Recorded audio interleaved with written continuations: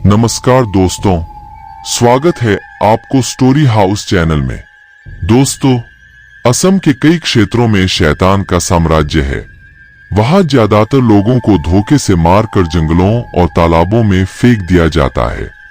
घरों के नीचे दफन लोगों की आत्माएं अक्सर भटकती रहती हैं और कमजोर लोगों के शरीर पर कब्जा कर लेती हैं। कुछ ऐसा ही भयानक अनुभव मेरी मौसी के साथ हुआ।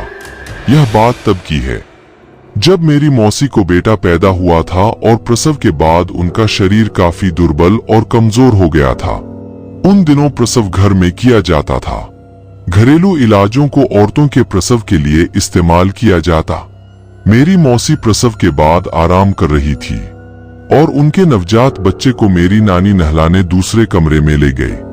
कमरे में मेरी मौसी बिल्कुल अकेली थी और उनके पति भी गांव से बाहर गए हुए थे। घर में सिर्फ मेरी नानी और मौसी ही थे। प्रसव के बाद मौसी थकान के मारे सो गई और एक आहट से उनकी नींद खुली।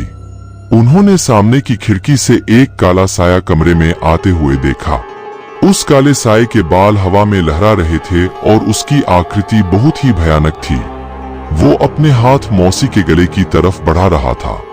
इतने में मौसी जोर से चीखी और नानी वहां पहुंच गई।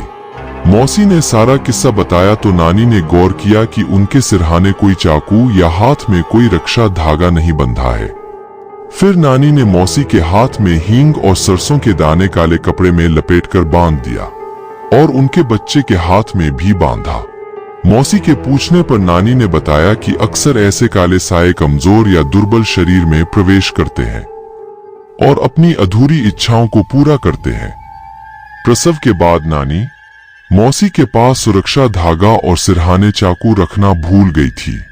इसीलिए मौसी को उस काले साये का सामना करना पड़ा। कुछ खतरे इतनी आसानी से नहीं टलते। नानी को आधी रात को घर के पीछे से किसी के रोने की आवाज आ रही थी और जब उन्होंने देखा तो एक काला साया वहां खड़ा था। नानी ने जोर से चिल्ला के पूछा, आखिर तुम हो कौन? क्यों हमारे पीछे पड़े हो? काले साये ने डरावनी आवाज में जवाब दिया, यह घर मेरा है, चले जाओ यहां से, वरना तुम्हारा परिवार भी मारा जाएगा।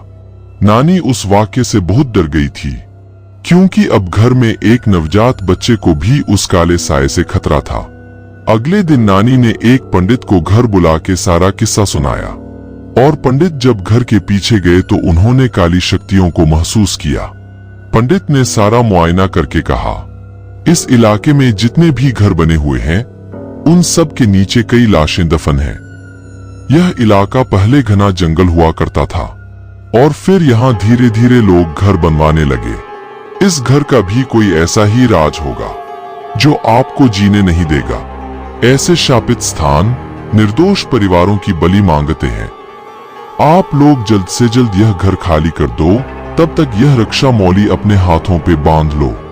मौसी के पति को वापस आने में 2 दिन बाकी थे।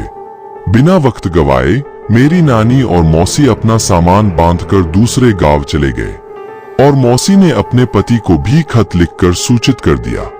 आज भी इसी डर से लोग घर बदलने से पहले उसका इतिहास पता कर लेते हैं क्योंकि ऐसे भूतिया राज अक्सर लोगों को महंगे पड़ते हैं।